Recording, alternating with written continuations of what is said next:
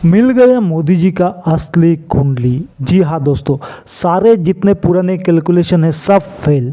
Internet में बहुत सारे कुंडलियाँ हैं मोदी जी के बारे में, जिनको कहा जा रहा है कि वो 2025 में उनका खेल ख़त्म, मतलब 25 में वो 75 के हो जाएंगे। 25 जब कंप्लीट हो जाएगा फिर मतलब रिटायरमेंट ले लेंगे। तो ऐसे बहुत सारे वीडियो आपका देखा होगा, बहुत लोग ऐसे भी मतलब भविष्यवाणी कर रहे थे। लेकिन ये सारा सब कुछ ख़त्म हो चुका है दोस्तों। ये सब कुछ चलने वाला नहीं है।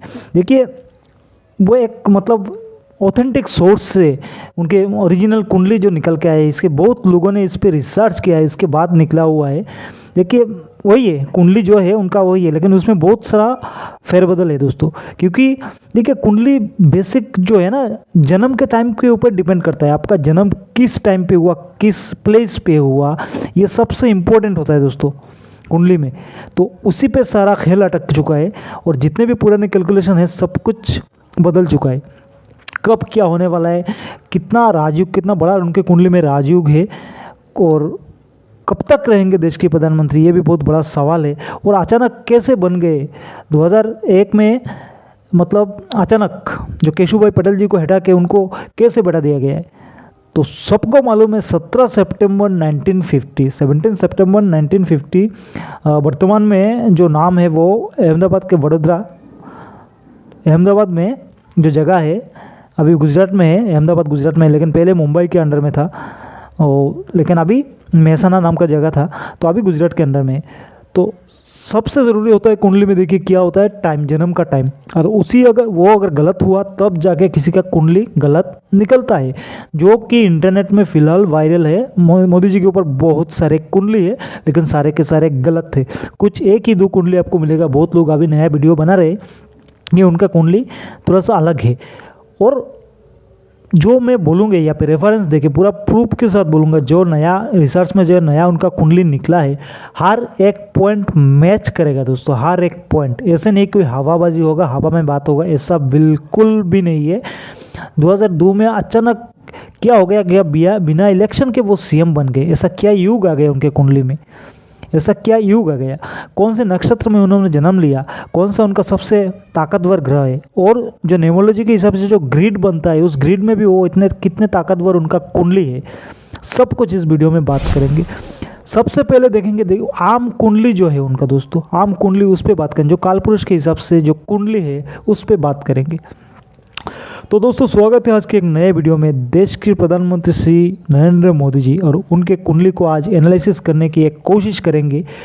आप सबको फ़ायदा होगा इस एनालिसिस से, और लोगों के सामने मोदी जी का असली जो कुंडली है वो आएगा, और कितना बड़ा राजयुग लेके उन्होंने जन्म लिया हुआ है, और सब कुछ इस वीडियो में बात करेंगे। काल पुरुष की कुंडली के हिसाब से देखिए, सिंह राशि में शुक्र शनि है, जो कन्या राशि है उसमें सूर्य बुध और केतु है, वृश्चिक में मंगल और चंद्रमा है, राहु मीन में है और गुरु कुंभ राशि में है। और ये है मतलब कालपुरुष के हिसाब से मीन राशि में राहु का स्थिति है, और गुरु जो है कुंभ राशि में।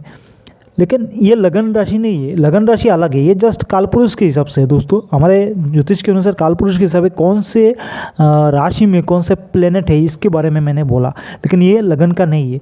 सारा खेल अभी शुरू होगा जब लगन निकलेगा, क्योंकि इंटरनेट में उनका कुंडली फेमस है स्कॉर्पियो लगन का। हाँ, स्कॉर्पियो लगन का मतलब उनका कुंडली इंटरनेट में पूरा चल रहा है, लेकिन ये सबसे बड़ा मिथ है, उसी में थोड़ा कैलकुलेशन का गलत है। उनका स्कॉर्पियो लगन नहीं है, मतलब वृश्चिक लगन देवगुरु मतलब नरेंद्र मोदी जी का नहीं है, क्योंकि वृश्चिक लगन होने से सब कुछ बदल जाता है, लेकिन उनका लगन कुछ और है। डेट वही है, टाइम में थोड़ा आगे पीछे है, उसके चलते सब कुछ बदला है उनके कुंडली में दोस्तों, सब कुछ। और इसके चलते कितना दिन लंबा वो रहेंगे राजनीति में, कितना सक्रिय रहेंगे, सब कुछ इस वीडियो में जानेंगे। देखिए दोस्तों, अगर हम बात करें जो राहु का पोजीशन है और जो गुरु का पोजीशन है, जो शनि का पोजीशन है, अगर ये कुंडली के हिसाब से पकड़े हम तो बदल जाता है। ये तो मैंने फास्ट हाउस मैच के हिसाब से लिखे, देखिए ये आया उनका नया कुंडली, दिस मीन ओरिजिनल कुंडली, नया नहीं, वही पुराना कुंडली है, बस एसेंडेंट जिसको कहा था लगन जो है वो चेंज हो चुका है। हाँ दोस्तों, उनका लगन निकलता है तुला, और तुला लगन के हिसाब से उनका कुंडली बैठता है, क्योंकि अगर वृश्चिक लगन होता तो वो इतने ऊपर तक नहीं पहुँच पाते। क्योंकि मैं रेफरेंस दे के बात करूँगा, विथ प्रूफ बात करूँगा दोस्तों, क्या है क्या चल रहा है। देखिए उनका शनि का महादशा में जन्म हुआ, तो जन्म के बाद से बहुत सारे स्ट्रगल, बहुत सारे देखा होगा, सबको मालूम है, इंटरनेट में बहुत सारे फ़ोटो वगैरह है, झाड़ू लगाने से लेके और भी बहुत कुछ, जितने भी संघ के काम है, घूमना फिरना, बहुत कुछ। विवाहित जीवन क्यों नहीं चला, इस पे भी बात करेंगे। चला मतलब विवाह किया, सक्सेस नहीं मिला, वो उनका चिंता भी नहीं था उसमें। और 2001 से उनका शुरू हुआ शनि का अंतर्दशा। शुक्र के महादशा में 2001 में उनका शनि का महादशा अंतर्दशा शुरू हुआ, शुक्र का महादशा में। वही सबसे बड़ा कारण है। शुक्र का महादशा चल रहा था, लेकिन 2001 में शनि जी का अंतर्दशा शुरू हुआ था, तभी जाके उनको सक्सेस मिला। इससे पहले सक्सेस मतलब एक ही रातों रात नहीं मिला। उनका जो लगन है, जो कुंडली है, उसके हिसाब से उन्होंने बहुत मेहनत किया। क्योंकि देखिए उनका जो नक्षत्र है वो शनि का नक्षत्र में उन्होंने जन्म लिया है। और उनका जो नेम नंबर है वो मतलब 17 तारीख ना जुड़े तो 8 निकलता है, तो वो शनि प्रधान है। और कर्म के मतलब शनि क्या चाहता है, कर्म चाहता है। नक्षत्र भी शनि का है। और उनके कुंडली में आत्माकारक ग्रह जिसको कहा जाता है, सबसे ज़्यादा डिग्री जिस प्लेनेट में होता है उसका प्रभाव कुंडली में सबसे ज़्यादा होता है। तो नरेंद्र मोदी जी का सबसे ज़्यादा डिग्री है शनि महाराज का। जो शनि का डिग्री है सबसे ज़्यादा है, वो आत्माकारक ग्रह है। वो बैठे 11th में, ठीक है दोस्तों, 11th में बैठे हैं। और इस लगन के हिसाब से 4th और 5th के लॉर्ड है, पंचम और सुख के लॉर्ड है। 11th में बैठे हुए अपने पिता मतलब सूर्यदेव के हाउस में।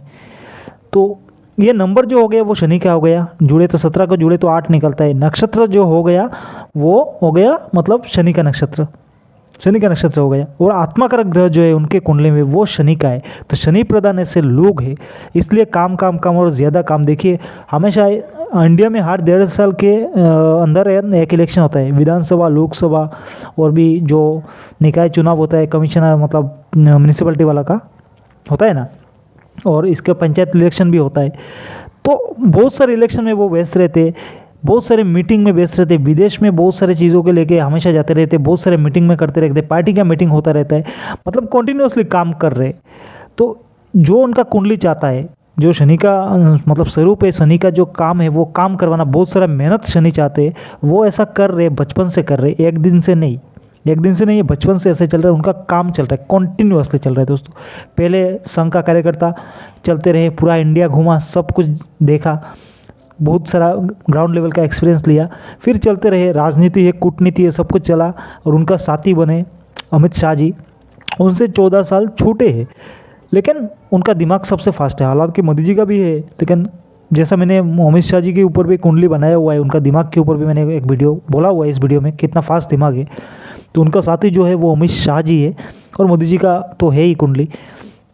तो पूरा ज़िंदगी जो घूमे, स्टार्टिंग से शनि के महादशा में जन्म हुआ, और शनि प्रधान लोग है, सब कुछ उनका शनि पे डिपेंड करता है। तो कर रहे, धूमधड़क का काम कर रहे, मतलब आलस करके नहीं बैठे हुए, काम कर रहे दिमाग में। और शनि चाहता है दिमाग में बहुत सांप की तरह चालाक, शनि चाहता है ना, इतना बहुत फास्ट मूविंग होता है शनि। लाल किताब के हिसाब से कहा जाता है कि सांप की तरह का चालाक, ऐसा शनि मतलब शनि का रूप होता है। तो शनि प्रधान आदमी है, और जो शनि चाहते हैं वो बहुत कर रहे, बहुत सारा दिमाग भी है, चालाकी भी है, पॉलिटिक्स में है, कूटनीति भी है, राजनीति भी है, सब कुछ है, अपना काम करते जा रहे, उनको सक्सेस मिल रहा है। लेकिन जो भी इंटरनेट में टाइम है, उनका कुंडली का जो टाइम लिखा हुआ है 11 बजे सुबह, लेकिन ये 11 बजे सुबह नहीं है, ये इससे पहले का है। 11 बजे तब नहीं बजे उनका जो जन्म हुआ। उसके चलते उनका एसेंडेंट लगन जो हुआ वो हो गया तुला। और तुला लगन के चलते देखिए जब हुआ, और दूसरी चीज़ ख्याल ध्यान करेंगे हम दोस्तों, सूर्य का डिग्री एकदम कम है, बुध उच्च के है 12 हाउस में, लेकिन उनका डिग्री एकदम कम है। और ज्योतिष के हिसाब से जिनको मालूम है, देखिए अगर डिग्री 0 में है तो उसका जो 12 में है ना, जो बुध का डिग्री उच्च के है लेकिन द्वादश हाउस में है, 12 में है, लेकिन वो 11th हाउस का जो रिजल्ट देंगे, क्योंकि पूरा डिग्री नहीं मिला 12 में, तो वो कमज़ोर है 12 में, लेकिन 11th का उनको। तो ये तो सिर्फ था जो उच्च के बुध है 12 में है, फिर भी कैसे बढ़िया रिजल्ट दे रहे, इसके बारे में मैंने बोला। देखिए मेन मुद्दे पे आते, जब उनका शुक्र का महादशा चल रहा था, जो उनके लगन के लॉर्ड है, लगन के मालिक है शुक्रदेव, और 2001 में जब शनि का अंतर्दशा आया, इससे पहले उनको तो 50 उम्र हो चुका था ना 50 और 2001 हाँ 51 हो चुका था, 51 एज हो चुका था। पूरा जीवन में मतलब काम करते करते गुजर दिया। तो 51 एज की उम्र में वो सीएम पहली बार बने, बिना इलेक्शन के चुने गए पार्टी की तरफ से। इसके बाद तो वो आगे चुनाव लड़े, जो होना था वो हुआ, जो अभी तक चल रहा है। तो शुक्र का जब महादशा ख़त्म हुआ 2006 में, शुक्र का महादशा ख़त्म हुआ। इसके अंदर वो इलेक्शन से जीत के दोबारा सीएम बन चुके थे। 2006 में उनका सूर्य का महादशा शुरू हुआ, 2012 तक चला, 2012 तक चला। तो सूर्य के महादशा में उनको बढ़िया रिजल्ट मिला, कुछ नुकसान नहीं हुआ। क्योंकि देखिए जैसे भी 12 में सूर्य है, लेकिन ये रिज़ल्ट 12 का नहीं दे रहे, क्योंकि उनका लगन कमज़ोर है। वो टेक्निकली जो देंगे वो 11 के ही देंगे। चलित कुंडली भी देखना पड़ता है, चलित कुंडली भी देखना पड़ता है, चलित का भी बहुत इंपॉर्टेंट होता है, हर एक पॉइंट देखना पड़ता है दोस्तों, हर एक पॉइंट।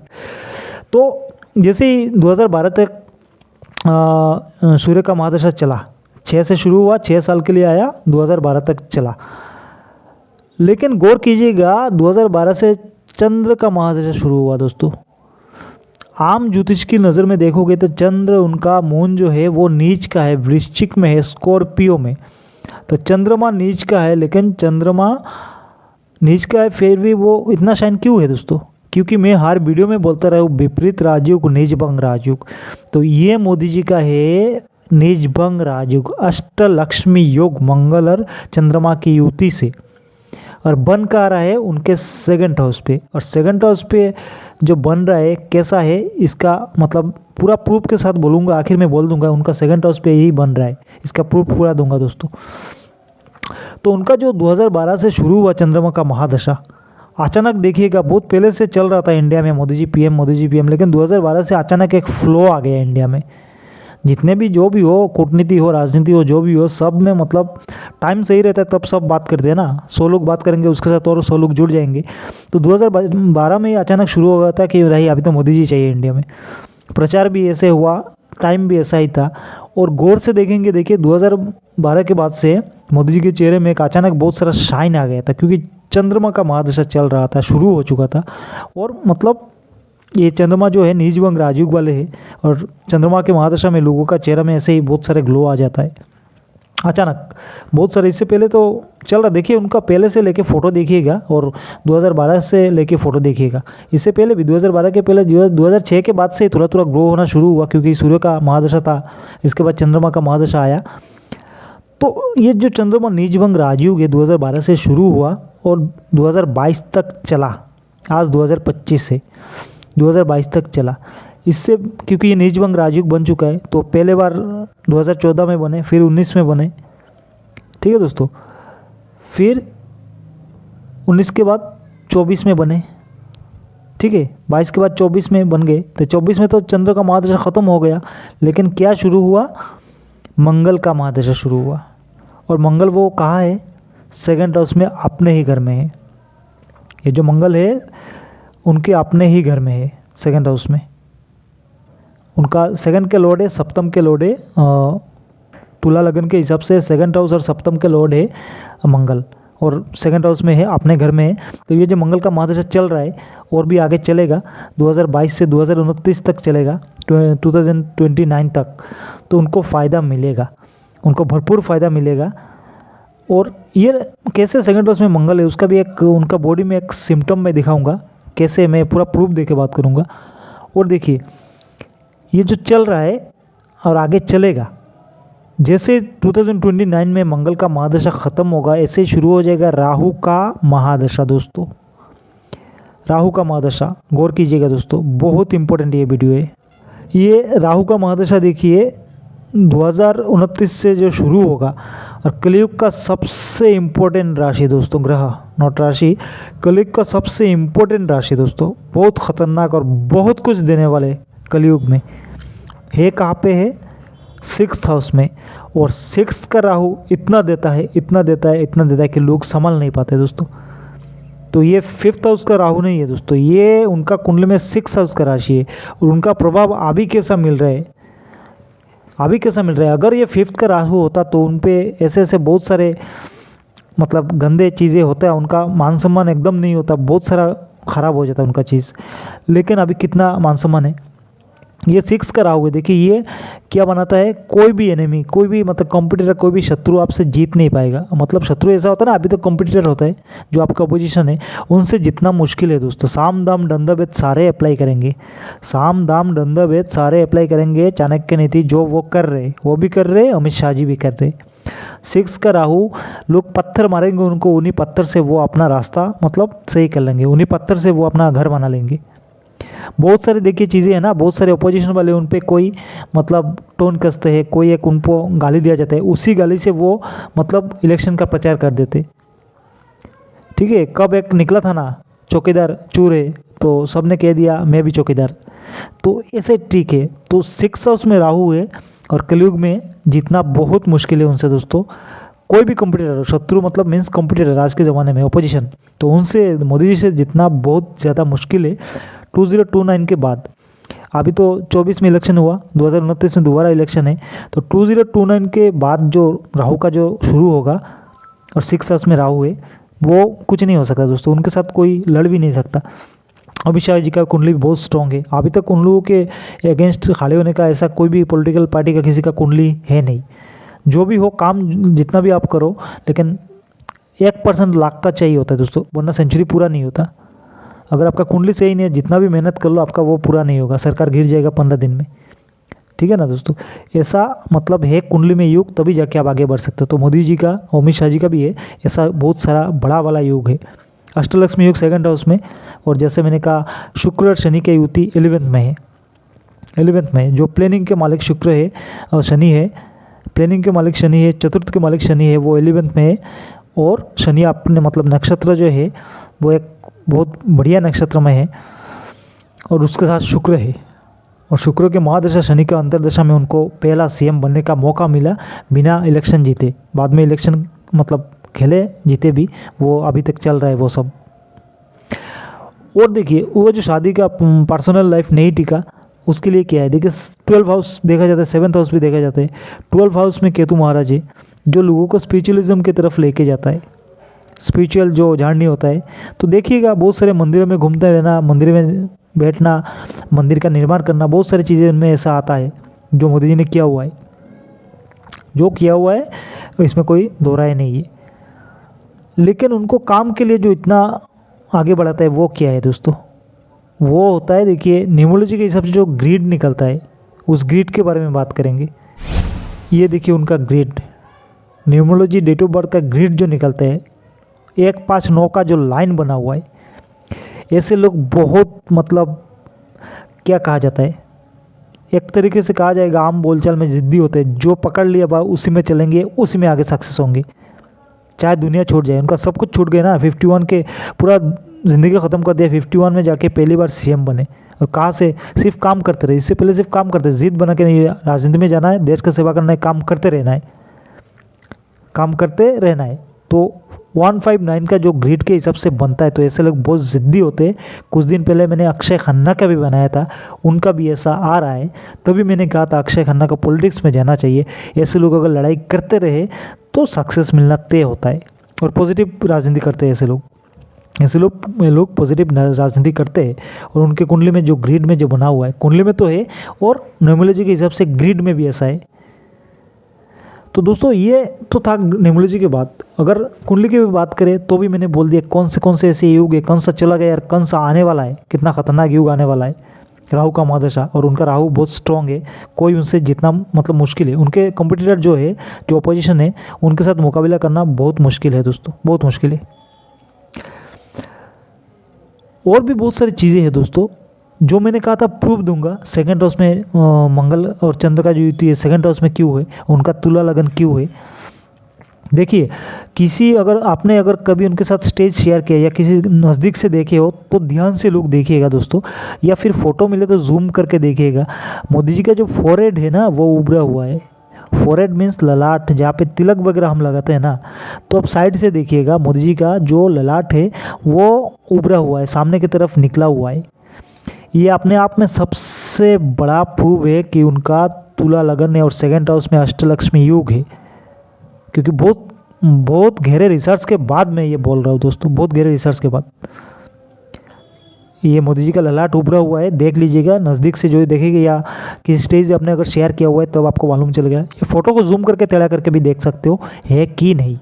तो ये एकदम पक्का रेफरेंस है दोस्तों, एकदम पूरा प्रूव्ड है, देख लीजिएगा आप लोग। और जितने भी पॉइंट मैंने मिलाया हुआ है, अगर राहु 5th हाउस में होता तो उनका मतलब कुछ नहीं होता, प्लानिंग सारे ख़राब हो जाते, लेकिन अभी सब सही चल रहा है। 5th में गुरु भी है, रेट्रोगेट होके बैठे हुए है, और भी बढ़िया है कि 6th के लॉर्ड है 5th गुरु, और 5th में बैठे हुए हैं, लेकिन रेट्रोगेट है, वक्री है, ये बढ़िया है अपने आप में। तो दोस्तों ये एक छोटा सा कोशिश था नरेंद्र मोदी जी की कुंडली को एनालिसिस करने का, और ऐसे बहुत सारे ज्योतिष रिलेटेड वीडियो में लेके आते रहते हैं। तो प्लीज़ वीडियो को लाइक शेयर करके चैनल को सब्सक्राइब ज़रूर कर दीजिएगा। चैनल को सब्सक्राइब करने से जब भी नया वीडियो डालूंगा आपके सामने वो वीडियो आ जाएगा।